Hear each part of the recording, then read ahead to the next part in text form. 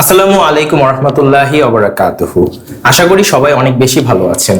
প্রত্যেক দিনের মতোই আজকে নতুন আরেকটি ভিডিও নিয়ে আপনাদের সামনে হাজির হয়েছি। আমি হাসান ইলাম শান্ত, নিদল কোরআন মাদ্রাসার একজন গর্বিত শিক্ষক।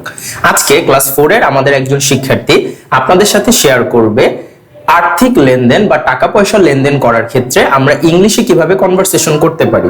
সো আজকে আমাদের টপিক হচ্ছে how to talk about money transaction in English.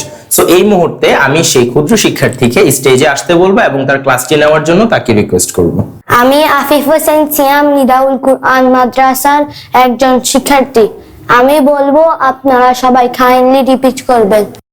How to talk about money transaction in English.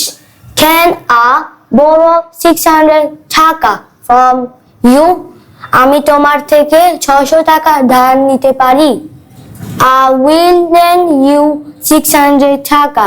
আমি তোমাকে 600 টাকা ধার দিব। Do you have any change for 500 টাকা? তোমার কাছে 500 টাকা খুচরো হবে? I'm short on cash. আমার হাতে টাকা কম।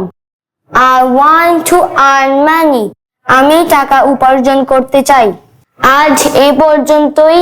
আপনারা সবাই ভালো থাকবেন, সুস্থ থাকবেন এবং আমার জন্য দোয়া করবেন। আসসালামু আলাইকুম ওয়া রাহমাতুল্লাহি ওয়া বারাকাতুহু।